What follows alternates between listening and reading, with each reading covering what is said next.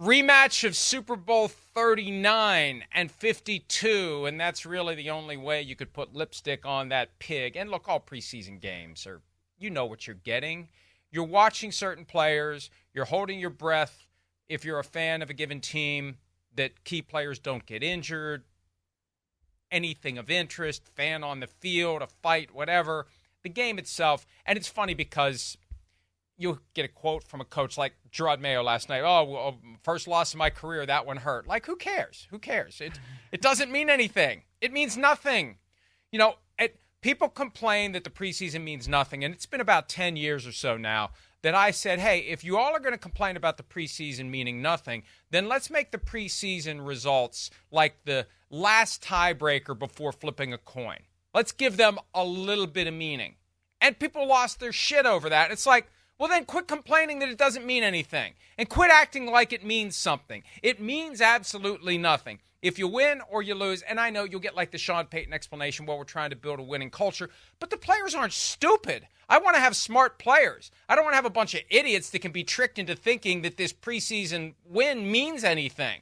It's go out there, it's a scrimmage, it's controlled, it simulates a real game, but it doesn't matter if you win or lose. I don't even mention in our posts about it who won or lost. Nobody cares. Nobody should care. Again, it's another reason why you're just watching for other things. And the one thing we're watching last night, what are we going to see from Drake Maye?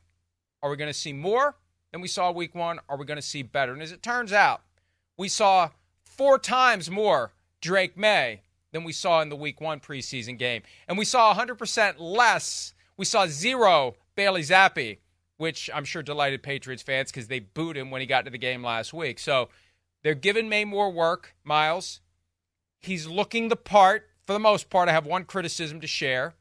He had that great long throw that was dropped by Javon Baker, although I don't want to call it a classic drop because he laid out for it. You lay out for it, you hit the ground, there's a chance the ball, you're not going to hold on to the ball. That's a high-impact moment.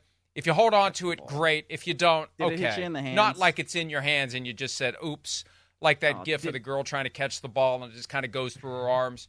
But Maye had his moments, and you're going to have Patriots fans now not smitten with Joe Milton III, focusing on when Drake Maye is going to be the starter.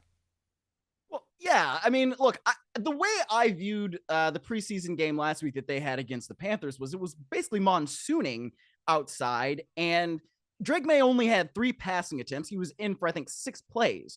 So it was almost like, and this is me just educated guessing, or more or less uneducated guessing, I guess. But when you have something like that and the environment is so less than ideal, you don't necessarily want to have Drake Maye get in there and, drop the ball and have all this kind of stuff that happens when the rain is happening to you, because it just doesn't help you, right? So what are these reps really going to show? Not as much. That's why you can put in Bailey Zappi and then have him just deal with the rain. So last night, the conditions were better. He was better. He had a lot more to show, and then he did it. So I think that if you're a Patriots fan and you see what Drake Maye did last night, you should be pretty pleased. And you shouldn't just say, oh, wow, this means that he's going to be able to start week one, blah, blah, blah. No, not necessarily. But the things that I look for in a young quarterback when I'm watching preseason are just kind of decision making. And is he making the right reads? And I think if you watched Drake Maye last night, you can say that, all right, yeah, he was making the right reads.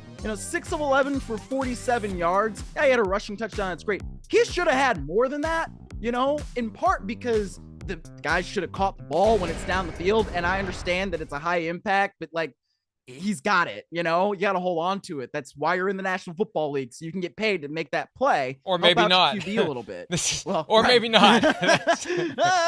You got a point. And the other Patriots receivers, they kept getting themselves driven out of bounds by, the Philadelphia Eagles defensive backs when they're on the sideline, as we see that play right here. Man, I mean, it was in his hands, catch the ball, and he knows he should catch the ball.